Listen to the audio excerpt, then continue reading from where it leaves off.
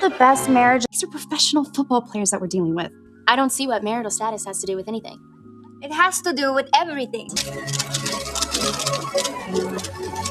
That's why it's called status. You are the love of my life. But baby, I know I haven't always been the easiest man to live with, and you probably deserve 10 times more than this. You know what they say you're supposed to do if you want a boy. Nicely played, husband. Thank you, wife.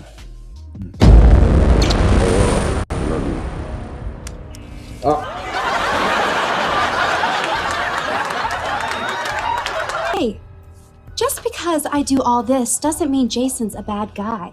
We're talking about you being a dictator in this household. Did you ask me? No, you never ask me. You tell me. I get it, Jason. You're the king. And you go behind my back and try to sabotage me? What sucks is that since she didn't fire you, now you have to quit. You'd think Kelly at least be a good mom. Well, she's got nothing else to do. Not everybody can be you, Mom.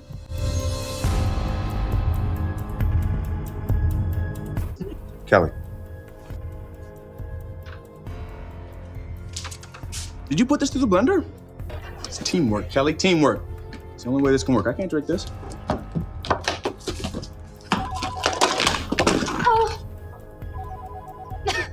Jason, I realize you don't appreciate me or anything I do. The real reason I'm having trouble in bed is you. So lately, I haven't felt very attracted to you. My husband is bored with me, and my stripper pole is starting to rust. Do you know how painful it is to slide down a rusty stripper pole? I married you for your money. And all these years, I have put up with your crap out of guilt. No! Ow! I'm tired of you! Ow! Bitch! Y'all in here wasting wine, making collages, cutting off perfectly good hair all because of some man? I wasn't in love with Kelly when we got married. She didn't have much else going on. I knew she'd make her whole life about me. And, I needed a tax write-off. I am a football player who needs his trophy wife on his arm to charm the new GM tonight. Now go put on one of them little outfits and maybe get on one knee. Come on. Ladies, You only married me for my body. Same face. have some damn dignity and some pride about yourselves. Yeah, what? Taste it. Pitts, would you mind if I dance with your wife? You two have fun.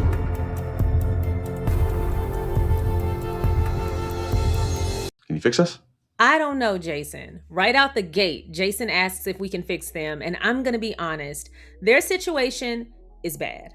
Really bad. I mean, really, really bad. I mean, so bad that we're gonna actually have to break up the problem with the Pitts into 3 parts. That's how bad it is. When I looked at the entire show, from the rooter to the tutor, and I just focused on Jason or Jason and Kelly or Jason, Kelly, and Brittany, it was so much. I mean, so many peaks, so many valleys, so many winding turns, so much nuanced bullshit. And on top of that, you have the race factor, you have the classism factor, you have the inherent internalized anti-Blackness from Jason, you have some very problematic behaviors and some odd admissions from Kelly, you have the whole development and adjustment period from Brittany to Brittany changing 3 times. We just gonna keep it rolling. We gonna act like we didn't notice that. We have so much to get into. The problem with the Pitts is a 3-parter. Y'all, it's a lot. So let's get into it.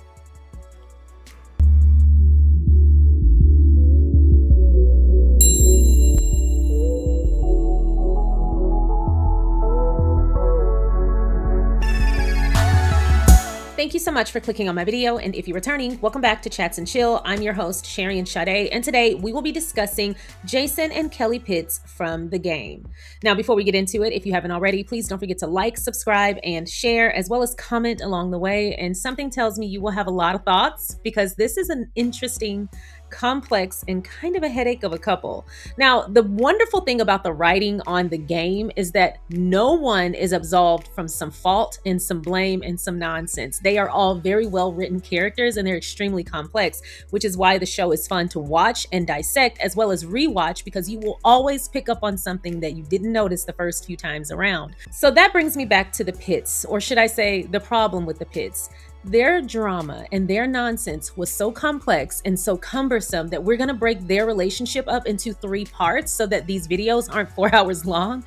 It was intense. Some of that stuff I don't remember. I always remember the pimping, okay? I remember the pimpation of Kelly, and I was never okay with it.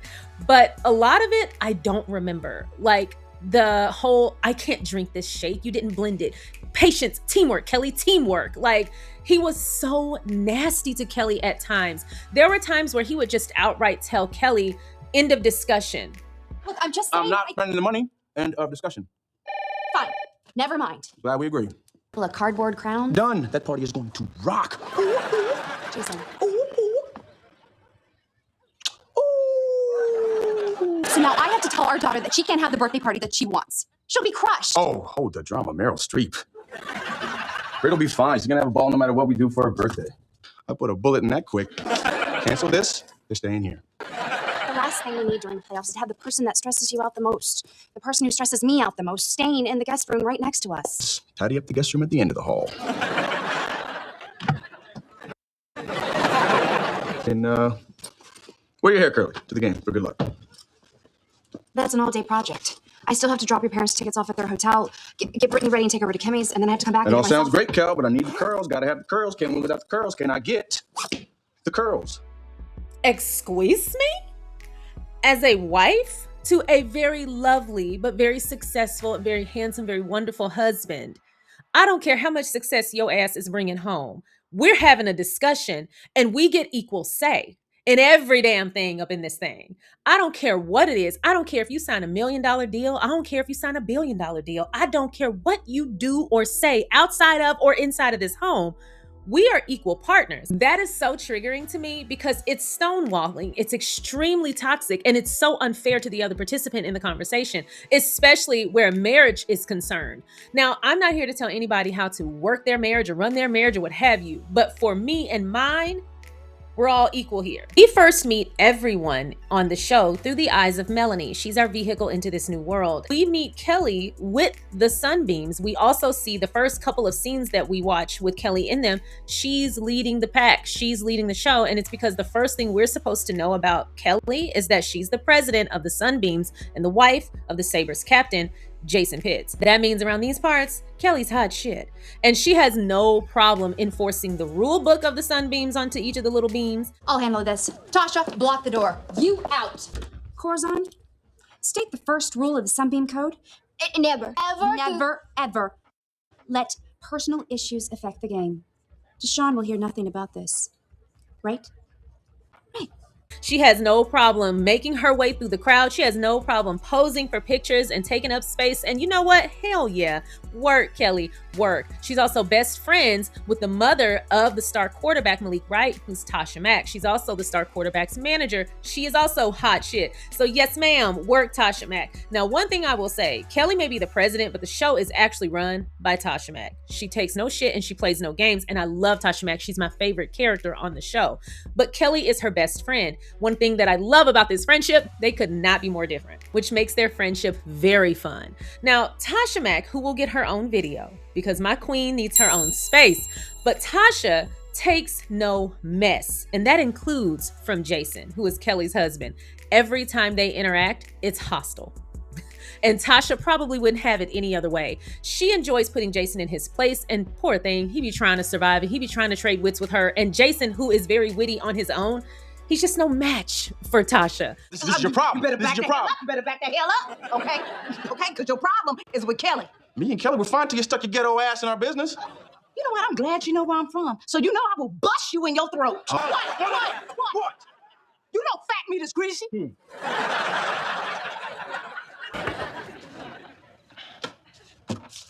Nobody's home. Jason, we need to talk. Tasha, did you forget to swallow a chicken bone or something? Good one. But I love it because it's almost a very small retribution because we see how he overwhelms, overtalks, and disrespects his wife, Kelly, who the show makes us love right out the gate.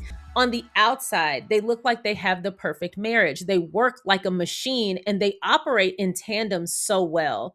But the way they operate so well is at the detriment of Kelly's well-being. The reason things run so smoothly and the reason they're a well-oiled machine is because Kelly is doing a lot of unpaid and unappreciated labor behind the scenes to ensure that Jason has a seamless experience, not only with the Sabers, but at home. She is responsible for 100% of the caregiving for their daughter Brittany and has been since the beginning. She is also the person who handles all of the domestic labor by herself. Every other athlete has staff and maids and people who are there to help them, and Kelly does it all on her own. We also notice the other players, they have staff that manage their careers, while Jason has a manager and an agent. That's all he has. Kelly is his image consultant. Kelly helps to manage his contracts. She sits in all of his negotiations and gives him sound advice. She's very smart. Even before becoming Tasha's assistant, she was present for everything that was important regarding his career. And then on top of that, when Jason found himself at a standstill with the Sabers after winning his first championship, she found him Irv Smith. Kelly is a force to be reckoned with, and the only person who can't see that is Kelly, which her husband exploits. The blind spot in her vision leaves her wide open for her husband to take advantage of her, and it is so hard to watch. Jason is so understanding in some areas. When Derwin needs advice, he's there to give it. When Malik needs a good talking to and some structure, he's there to give it. But when it comes to his wife, he could not offer an ounce of compassion. Later, we see Jason with his own father, and we realize where that stonewalling habit comes from. Oh, don't get all self-righteous with me. If you took care of your wife like I take care of your mother, she wouldn't have ended up in a hospital bed. Oh, poor Jason, tough childhood, had to move around a lot. Change schools, make new friends. Had your Porsche repossessed when you were 17. All because your Hall of Fame daddy didn't handle his money right, and you doing everything in your power not to be him. Another thing that I noticed about their marriage is it hinges on Kelly's silence. When Kelly feels passionate about something, when she has an idea, when she wants to do something, when she needs Jason to be on board with her plans, he always says no. Even when it's of no inconvenience to him, and even when it's not going to cost much, he always initially says no to her. He initially rejects her, and then maybe he'll acquiesce or relent later, but he always gives her a no right out the gate. And in my opinion, I find that to be a little bit disheartening. I can't imagine talking to my husband about something I'm excited about and him just saying no, end of discussion. Just thinking that made the hair on the back of my neck stand up. I just got irritated. I might just go start an argument with him right now just so he don't get too comfortable. Let's start with Jason Pitts. Jason's most glaring traits are that he is misogynistic, deeply insecure, suffers from inherent anti-Blackness, and has deep-seated wounds from financial trauma. He isn't just cheap, he's afraid of loss. And that is the driving force behind the majority of his decisions. So let's make our rounds, meet back here no later than 9. We only got 53 minutes left on that parking meter. Why don't you put in my quarters? You're funny. We'll come up with something cheap and easy. Oh, woof, woman. When you talk like that, it turns me on. This is no time to be cheap. Oh, let them respect the fact that we don't waste money. It's not wasted. I'm just saying. I'm not spending the money. End of discussion. Whatever you, coupon clipping, barber college haircut having, clown car driving fool. Really sorry I don't drive 9 cars at once. MC stereotype. You know you need the money to fix your clown car. It's a hybrid, bitch. O.J. Simpson. What was Jason doing in the kitchen, filling up a doggy bag? Because he's cheap, right? You got the place lit up like a damn boat show. Oh, 70 degrees? If you're that cold, close the refrigerator. Get all that light in there. What you planning on reading?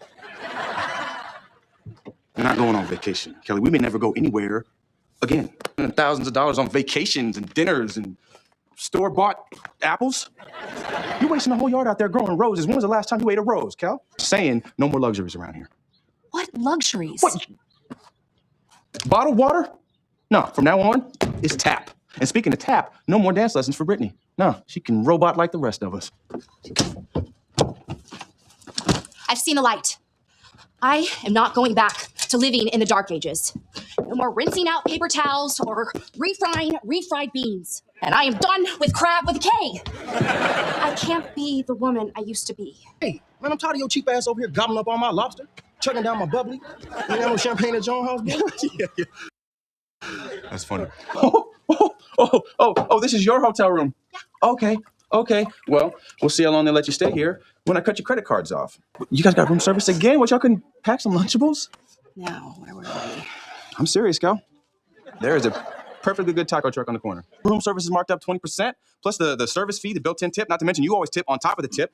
you don't read the fine print. And it's not because you can't, it's because you're lazy. You're lazy with my money, Kel. Which reminds me, I'm gonna need that PIN number for the secret account you were talking about. You took my money, my daughter, the interest I would have made on said money. To get your attention. Just grab something out of the minibar. Minibar? No. Brat, you're gonna have to be hungry for a little bit.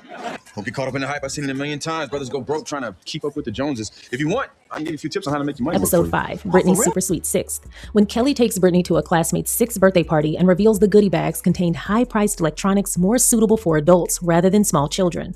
As Kelly describes the party, Jason immediately calculates the expenses in his head, even showing signs of distress due to the mere proximity to the massive tab. Once Kelly reminds him that Brittany's 6th birthday is looming ahead as well, it culminates in him making the rash decision, by himself by the way, to place a $500 spending cap on a birthday party that they have yet to even discuss, much less plan or pay for. Is $500 a reasonable cost for a child's birthday party? Sure, it can be, but it's important to note that they have chosen to live in an area where everyone is a millionaire or more with a full staff. Brittany attends private school with other children of athletes and celebrities, and a 5-figure celebration is the norm. It may seem exorbitant, and objectively it is, but in their environment, it's not. Within context, it's reasonable. While it's not mandatory to allow your children to partake in expensive pastimes, celebrations, and lavish gifts, to place a child in an environment where those privileges are flaunted in front of and around her, but purposely deny her the opportunity to partake, could be seen at worst as cruel and at best unnecessarily inflammatory. I actually think it's a great lesson for kids to learn that they don't have to keep up with their friends, with trends, compete with their peers for popularity, or flaunt their wealth. But all things have a proper time and place. A 5-year-old isn't going to perceive their scaled-back birthday party as a value stance, nor are they likely to have the self-esteem or even the wherewithal at that age to reaffirm themselves should they reap the consequences, such as social isolation or bullying, if they can't keep up with a crowd their parents put them in. They'll simply see that they can't have what their friends get to have. Studies show that late elementary age children around 4th to 6th grade are able to comprehend lessons centered on popularity and the value in individuality.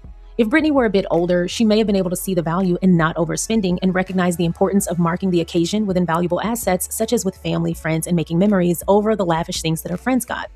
But she's just not at that age yet. In this episode, this conflict is voiced through the off-screen friends who taunt Brittany at school about not coming to her birthday party because another party is going to be better. Now, one might ask why the parents created a competition with children's birthday parties to begin with. I'm one, and I'm asking that. And Brittany Olive Pitts may be young, but she's very perceptive, making the acute observation that her birthday was actually on Saturday, meaning her party was going to fall on her actual birthday. Meanwhile, her classmate's birthday was during the week, yet they were having their party on Saturday too. I agree with Brittany. They were doing way too much, and they could have chosen another day. But don't let me get started with her beef. I'm not trying to inherit Brittany's beef, but you mess with my girl, you mess with me. Now, this episode is a great example of conflicting values between Jason and Kelly, the power of compromise and the beauty in communication.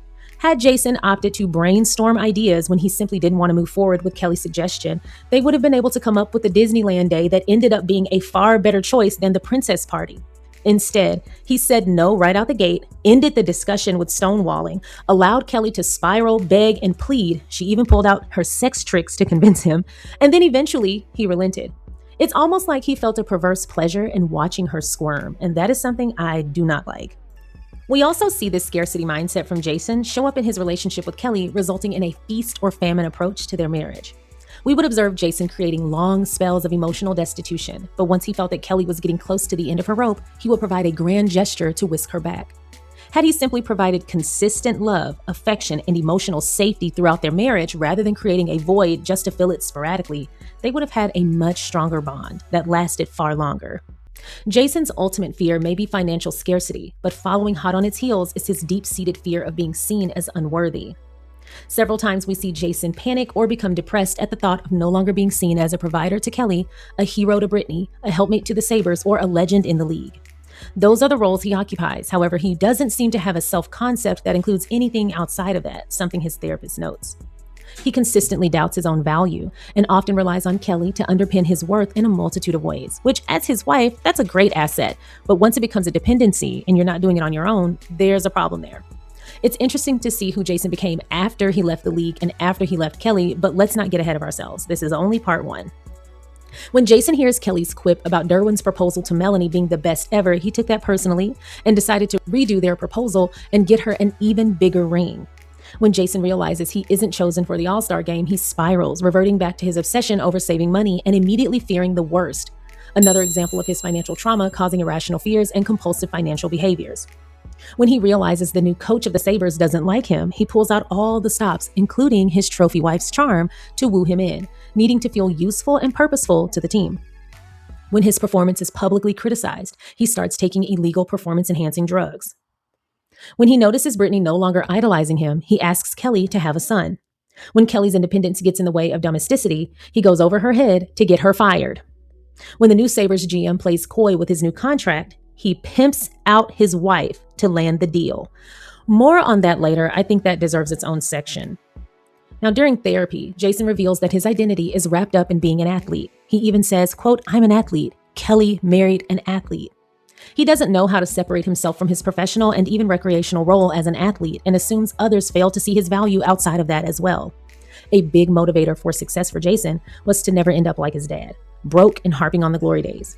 Prior to retirement and being inducted into the Hall of Fame, Jason's priority is getting a Super Bowl ring. Once he gets it, he slumps into an immediate depression, wondering if this is the peak of his success and what his legacy will be afterwards. It's then that Kelly, as always, built him back up. This isn't just about not making the All-Star game. Kelly, it's about what that means. It's the end of my damn career. Without football, what am I going to do? It's going to be okay. If you start mourning your career before it's over, you're going to cheat yourself out of enjoying all the years you have left. Only thing that would make me happy is if I could play football long enough to get a ring. My career would mean something. We're your legacy. Reminding him of his value outside of sports and affirming him as an athlete, a husband, a father, but most of all, just a man. These are the moments we see Kelly's taming of the beast, as I call it. She sees Jason's vulnerability and she welcomes it, she coddles it, and she protects it. Kelly's superpower in her marriage is that she knows vulnerability is strength, and harnessing that to reach the depths of Jason he keeps guarded the most fulfills a part of him that up until that point in his life, no one else could fill. Again, up until that point. To be able to affirm someone is beautiful, but to be able to speak power into someone, the art of reflecting the best parts of a person back to them, that's true love. The problem is that Jason was deeply insecure, and a person who doesn't love or like themselves carries an inherent distrust of anyone else who may love them. They assume there's an angle because to them, they aren't lovable, so they question your motives. Kelly could dig all day, but she would never find gold. We can see the cracks in their marriage very early on in the show, especially episode 5, Brittany's 6th birthday.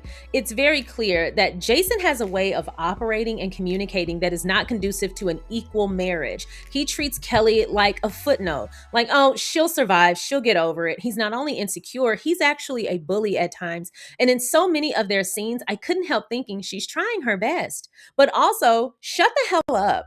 I can absolutely see why Tasha was so unforgiving with Jason, because being in proximity to a person with that kind of attitude who treats their partner like that would drive me up a wall. And I absolutely would have the same response to Jason as Tasha had to Jason. He was impossible at times. And something that I appreciated about Kelly is that when she dug her heels in, she would lay down the law. But unfortunately, in those first 3 seasons, it didn't matter. Jason did not take her seriously. And I think a big part of that is because she didn't take herself seriously. He shouldn't be mistreating her anyway. I would have loved to see that kind of mutual support between Kelly and Jason, and it simply wasn't there. And we watched that play out throughout the show. He becomes a much better man down the line, but these first 3 seasons, Jason is at his worst. But that doesn't mean Kelly wasn't also a key figure in some of her own suffering, as well as the deterioration in their marriage. Kelly played her part as well. So let's dig deep into Kelly as a person. Kelly Platsky Pitts. Something I noticed about Kelly is that she married her mother. The way Jason objectifies Kelly is exactly the same way her mother objectified her. Stupid. I didn't even search the house for you. Let me cut through your thinking time and help you make up your mind. You either want to be in this marriage or you want a divorce. You spend all day watching those stupid game shows. You know how this works. It's door number 1 or door number 2. Real simple stuff for you to wrap your head around, Kel. Come on. I'm not the dumb bimbo you thought you married. Really? Well, where is she? She was a deal closer. I tell my daughter every chance I get that she wasted her very cute blonde looks on the wrong black guy. Hey, Mom, don't help. Well, it's true, and you need to get out there and find yourself another one before your body goes to pot and you can't get one with money. Wow. I'm holding on by a thread here. I am a football player who needs his trophy wife on his arm to charm the new GM tonight. Now go put on one of them little outfits and maybe get on one knee. Come on. You only married me for my body. Hey, face. Commenting on her looks, her face, and her body, even saying she needed to find another athlete before her looks went to crap and she couldn't get one with money. Something about that did not feel great. Very Mandingo-esque. This is likely the reason Jason's mother harbored a mistrust of Kelly in the beginning and throughout their marriage, knowing that she came from a family perpetuating those exploitative beliefs. That statement alone sounds very pimp and hoish to me, and I find it interesting that Kelly's final straw with Jason was the fact that he did pimp her out. It feels cyclical. Kelly's mother also asked Jason to buy her and her husband, Kelly's stepdad, a Cadillac Escalade, or as she said, Cadillac Escalade. That's all we wanted. I'm sure this didn't help the fears of marrying a gold digger, their family trying to come up off of you. Kelly seemed to have had a troubled youth, and with her friends describing her as being extremely sexually liberated, as an adult, that type of exploration can be expected, but as a child, it was clear that Kelly was looking for love and validation in all the wrong places, leading me to believe she wasn't receiving that at home. Once we met her mother, the true villain in the show, we see that assumption is likely correct. Kelly's mom and stepdad, although supportive during Kelly's initial separation from Jason, were true to heart scammers, as they were not only happy to share the slip and fall scam they were already neck deep in, but also the many scams they were cooking up regarding Kelly and Jason's separation, and how they would weaponize the police against Jason in his own home, a black man. They also destroyed his house, several of his memorabilia and his awards, abused his cable, and used threats of public humiliation and, again, police brutality to try to exploit him for money. I am not gonna lie, the way Kelly's mom came out of that house ripping her shirt up and talking shit to Jason, I can't say I wouldn't have turned the hose on her. I would have blew her ass straight through the house into that back door. I'm not even playing. I cannot stand that scene. Now, that scene was played for laughs, but as a black woman, there is nothing funny about a lying ass Karen weaponizing lawmen on an innocent black man, especially in his own home. If I didn't hate her before, she's also making me side with Jason at this moment. All the more reason I want to drag her by her straw hair and her busted cuticles. We also learned that Kelly's little brother is a recovering addict with past behavioral and legal issues that Kelly was once primarily responsible for rectifying. Zooming out and observing Kelly with her mom, her brother, and with Jason, it's clear that Kelly is used to people-pleasing, overlooking glaring red flags and manipulation, jumping into problem-solving and performance for validation. She takes all of this on her shoulders for the well-being of others, and very rarely does anyone reciprocate that same dedication. When Jason began taking advantage of her, she probably wouldn't have seen that as a red flag because that is the nature of all of her relationships. Due to her lack of self-worth, Kelly poured into others without regard for self, and she depended on others to validate her.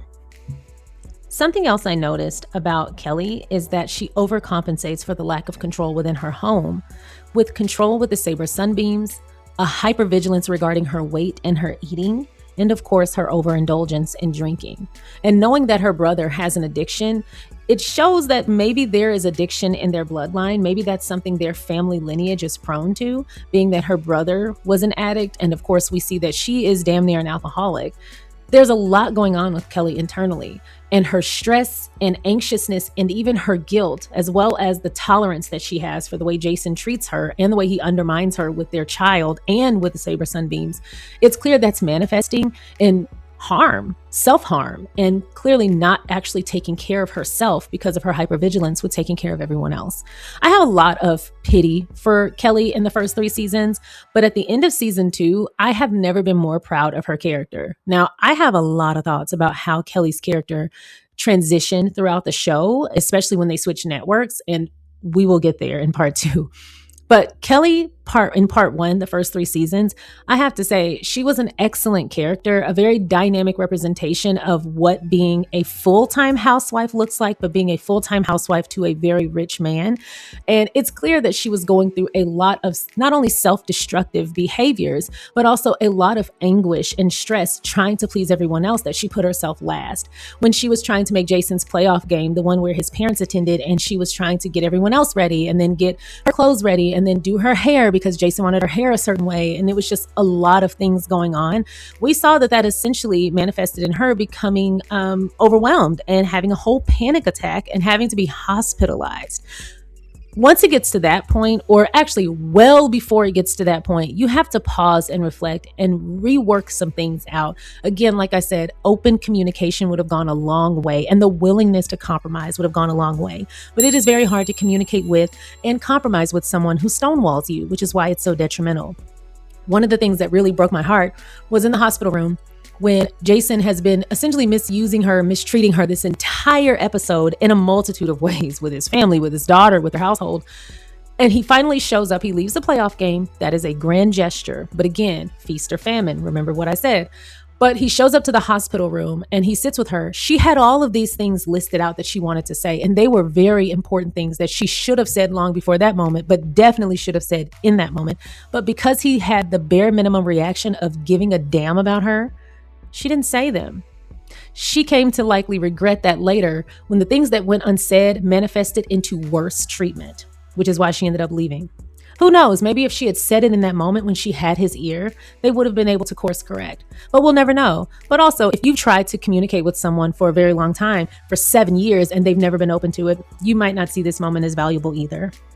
I also have to make it very clear, just because both parties contributed to the deterioration of their marriage, it doesn't mean what they contributed is any way equal. Kelly was dishonest, and in her mind, she made up for that dishonesty by loving Jason faithfully through everything. And in some way, I can kind of feel her, but in other ways, I cannot.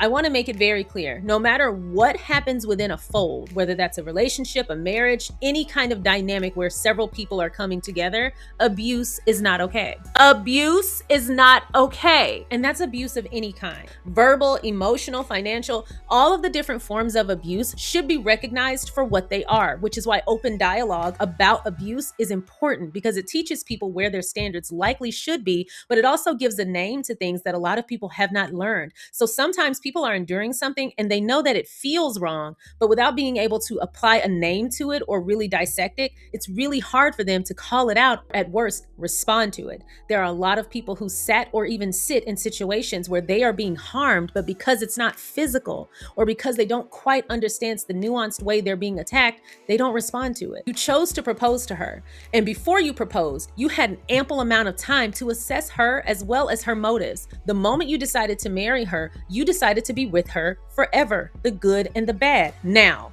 that never includes abuse. Let's make that clear. The good and the bad just means the natural ebbs and flows of a relationship. But I digress. And should he have found out, which he did, that her initial motivations were deceitful and they were a come up, he had every right in the world to decide, I don't want to be in a marriage where someone only married me for my money, no matter how they later fell in love with me. He had every right to end the marriage right there. He could have. And that would have been fine. It would have been hurtful, and it certainly would have been an adjustment for them as well as Brittany.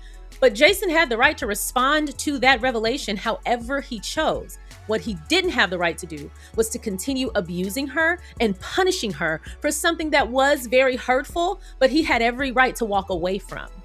I also have to highlight the importance of timing when assessing Jason's behavior with Kelly, but also with his friends and teammates. When we first meet Jason, yes, he is cheap, but no, he's not exactly worried. He's just more in preparation mode. We meet him as the team's franchise player and their captain. There's a lot of opportunities and a lot of money sitting at his feet at all times. But over the course of the first 3 seasons, we see Jason's career begin to decline and we see the panic begin to increase. It's almost like a slow descent into mediocrity, something he's not used to. We see this show up in his irrational behaviors regarding money, his intense control over all things financial, and his lack of trust of everyone around him. The reason this is so important, especially when it comes to his relationship, is because the panic of no longer being able to provide at the same level that you've currently built your life upon means that Jason was feeling at risk. He was feeling vulnerable. And like any other mammal, the more at risk and the more vulnerable you feel, the more aggressive you are. Have you ever tried to approach a cat who's cornered with an injury? You probably still have scars on your face and arms. It's because people's natural instinct is to protect ourselves when we feel like there's a risk. Sometimes we worry that the next hit could be the last hit, so we become so defensive and protective that we're not actually even moving forward anymore. Kelly who knew what her initial motivations were, endured a lot of bull because she knew deep down the reason she was with him was because he offered her financial security. It also doesn't help that she was siphoning out money incrementally to secure her financial future because he had an ironclad prenuptial agreement. And in this situation, it's so nuanced, which is why I didn't want to do all of this in one part. His prenuptial agreement was ironclad, as it should be. He wasn't wrong for that. But prior to signing your prenuptial agreement or even a postnuptial agreement, there's still room for negotiation. Before signing the prenuptial agreement, she should have sought advice from a lawyer. They should have negotiated the agreement, and she should have absolutely advocated for herself, but I certainly would have negotiated. For Kelly, again, this was a comeuppance. She didn't feel like she could advocate for herself because she didn't feel like she deserved anything. In her mind, just getting the little bit of scraps that he gave her was more than she would have been able to give herself anyway. And because she was only there for the money, she allowed him to treat her like shit because in her mind, this was essentially her karma. Which is why I said, what a nuanced situation. I find it interesting that these two characters both had financial trauma that manifested so differently, but that's most likely due to the fact that they experienced their financial strain very differently.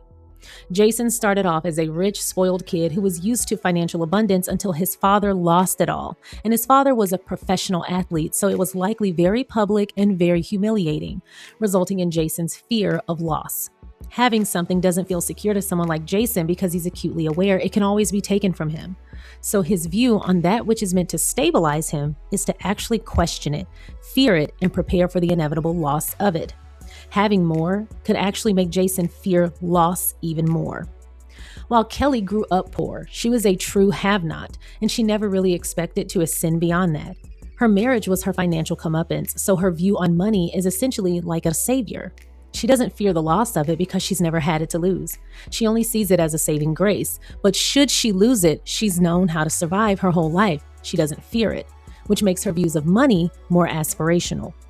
With Jason rooted in fear and Kelly rooted in gratitude, they approach money and stability differently. And Jason's anxiety was fueled when Kelly seemed too comfortable spending money. Now what the hell is all this? A few receipts I've saved over the years. I was itemizing some of the purchases Kelly made during our marriage. Say what? Well, even though the prenup says she only gets $1 million, I'm hoping these receipts will show that she has burned through that already. This is not only driven by his trauma, but by pattern recognition. When his family lost everything, it was at a time when he least expected it and was living the most lavishly. So to Jason, the more stable we feel, the more we stand to lose. It's apparent that Jason's financial trauma, his views on women, his inherent self-worth issues, and his bravado masking his insecurities severed his bond with Kelly and eventually his daughter Brittany, and both bonds took years to mend. However, Kelly's initial deceit, her poor self-regard, and her high tolerance for mistreatment amplified Jason's negative traits, and together they created the perfect storm. The perfect marriage. Not only was Kelly already built to be a people pleaser by her parents, but her guilt and shame regarding only marrying Jason for his money only heightened her tolerance for his mistreatment. She essentially felt she deserved it, and perhaps part of her felt it was the natural consequence for being deceitful in the first place. After Kelly confessed to Jason that she only married him for his money, he treated her like a gold digger, and there is definitely an argument for that viewpoint. But as one of my favorite movies of all time, Parasite, teaches us, parasitic siphoning happens on all levels. So who was the true leech? Follow me here. Kelly may have married Jason for his money, but that isn't why she dated him, nor was it the reason she was attracted to him.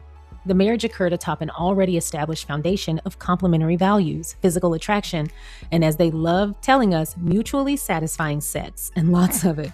He approached, pursued, courted, and proposed to her. She did not pursue him, and together they built a life. Her reason for accepting his proposal, while likely very hurtful to Jason, wasn't his only asset, and she was very clear about that. It can be hard to look past her revelation, but I implore viewers to see past the reason for the marriage itself and look at the initial union. Jason pursued her because she was an easy target.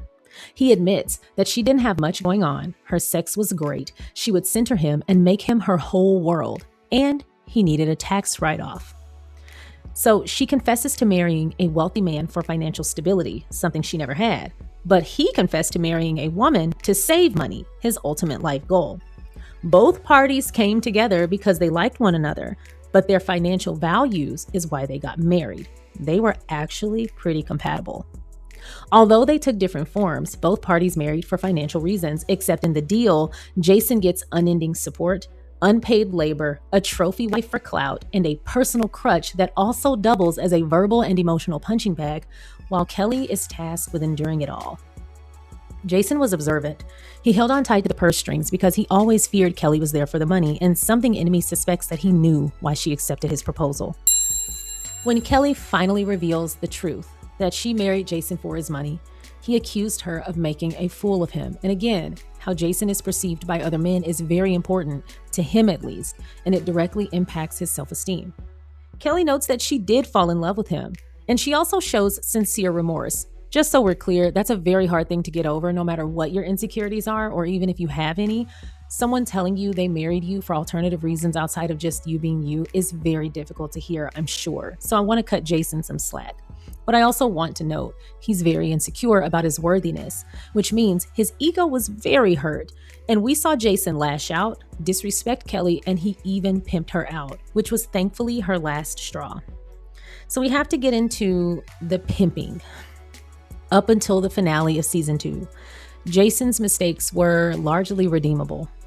And that was until the perfect cocktail of his insecurities, facing the possibility of being discarded by the Sabers, attempting to deploy his trophy wife to remind the team of his value, and feeling backed into a corner, culminated in his decision to pimp Kelly out to the Sabers' new general manager. I cannot believe he did that. Even at this time, after all these years, I still remember the rage I felt the first time I watched that scene. Now, part of this decision was fueled by Jason's desire to call Kelly's bluff, but in reality, he was still just punishing her for confessing to marrying him for money. When he initially asks Kelly, a woman who manages athletes' careers, to speak with the general manager on his behalf, she shows up ready for business as any normal person would. Mind you, Kelly is a woman who has been in meetings for Derwin Davis, Malik Wright, and Jason Pitts himself, as well as many other pro athletes under the umbrella of Tasha Mack Management and Irv Smith Management. This is what she does professionally. So when she dons her normal attire of a well-tailored suit, Jason panics. He starts demeaning her. He reduced her worth to her looks, and then he promotes her to his GM as a sexual plaything. This scene is so hard to talk about. Kelly, who has been taking this treatment for years, finally has had enough. So she decides to call his bluff, play along to show him that this isn't who she is. So she creates a caricature hoping it will prove her point, only for Jason to catch on and take the game one step too far. When the general manager pours a drink down Kelly's throat, implying it's genital fluid from a male going down the back of her throat as a result of a sex act, Jason says nothing. When the GM asks Jason if he can dance with Kelly, Jason consents despite Kelly begging him not to. And I also want to point out here, the GM didn't ask Kelly, the grown-ass woman sitting in front of him, the woman who has autonomy. He actually asked her husband as if she has no control over herself or her decisions. Now, had the GM asked both of them, that would have made sense. But to simply just ask Jason, it makes me cringe. Jason thinks he's getting back at Kelly, but it's this moment that Kelly realizes that Jason is never going to change, and they've now hit a new low that she refuses to sit in. Despite being his wife, despite being the mother of his child, and first and foremost, despite being a damn human being who deserves to be treated with respect and at least basic humanity, Jason treats Kelly like trash for the whole league to see. The way these two men toggle her like a party favor is one of the lowest moments of any character on the show, and Jason deserved a boot to the throat. Kelly's decision to walk away was the only decision. It was the right decision, but damn it, it was the only decision. And it's my wish is that she had never looked back, no matter what development he had had. Something I noticed prior to this moment is that a healthy dose of communication, compromise, and mutual respect would have gone such a long way with Jason and Kelly, and they likely would have had the best marriage and lifelong results had they been able to communicate through their issues prior to it going too far. However, Jason's reluctance to communicate in the moment, choosing instead to always stonewall Kelly, to give her ultimatums, and to even announce proclamations rather than plan, coordinate, and execute all things cohesively together, was essentially the downfall of what could have been a great marriage. Jason, over the course of the show, addressed his financial trauma, his anti-Blackness, and his self-worth issues. And had he done that work prior to his marriage to Kelly, or even during his marriage to Kelly, and had Kelly taken the time to build up her self-esteem by exploring her career options and focusing on self-development, they would have been a golden couple. But then there would have been no Chardonnay, which we have the pleasure of getting into later.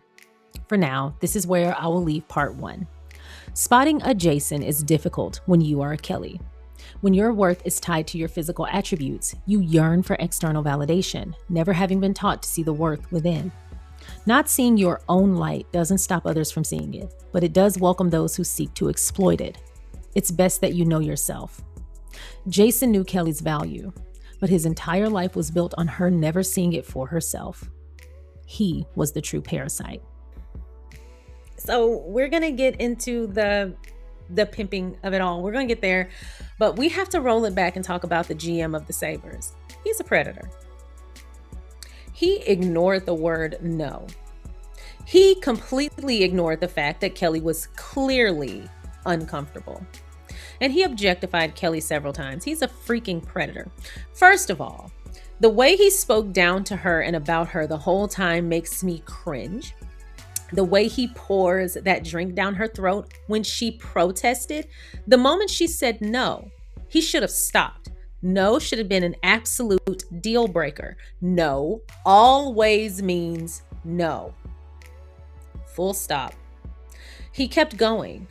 And then he makes that lewd and lascivious comment by saying, "You ever felt anything like that going down the back of your throat?" And Kelly says no, but I wanted her to ask, "Have you ever felt a heel piercing through yours?" And then to make matters worse, he then asks Jason if Kelly can dance with him. Now, Kelly is a grown-ass woman. He should have asked Kelly. Asking Jason was a polite gesture, but he made sure to be polite to Jason, but he couldn't even respect basic humanity with Kelly. These two men objectified, disrespected, and completely dehumanized Kelly Pitts. First of all, there are several power dynamics happening at this moment, and Kelly is at the bottom of all of them. She is the vulnerable party in all of these power dynamics that are happening. But then she looks at her husband, the man who is supposed to protect her, and that fool hands her over, not just to a man, but to a very obvious predator. He fed her to a beast. To make matters worse, that man crossed several of Kelly's boundaries. Several. He completely ignored her body language, and he outright ignored the fact that she said no several times. And then when they stood up, he touched her ass. And Jason, the coward, sat there and let a man use his wife like a toy, like a plaything. And he thought he was proving something to Kelly, but what he was really proving to the GM is, "I'm your here, you can have my wife, because I'm too cowardly to stand up for her." Oh yeah, he thought he was proving something to Kelly, but really what he told the GM was that he himself was a coward, that he himself was a bitch. Where is Melanie when you need her? You're Malik's bitch.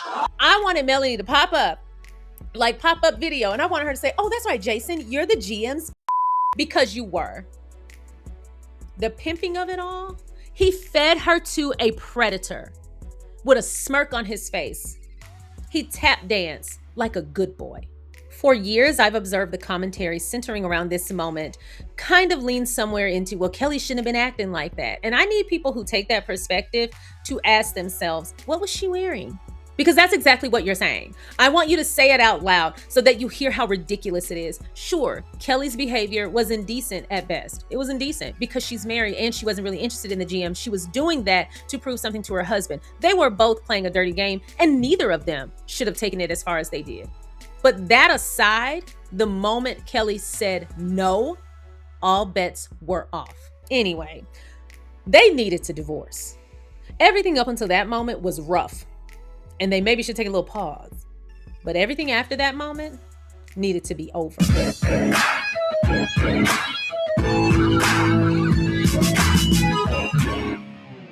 Anyway, there's so much to this couple, and we have so much more to cover. We've only covered the first 3 seasons, and this isn't even the most dramatic pivots that their relationship has taken.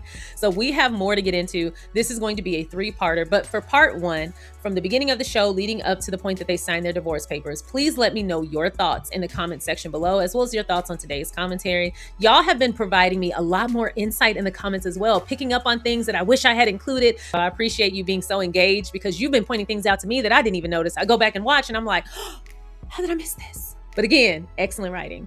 Anyway, that's all I have for y'all today. Feel free to check out the ad-free versions and the longer versions of these videos over on Patreon. If you haven't already, please don't forget to like, subscribe, and share, and I will see y'all next time. Bye.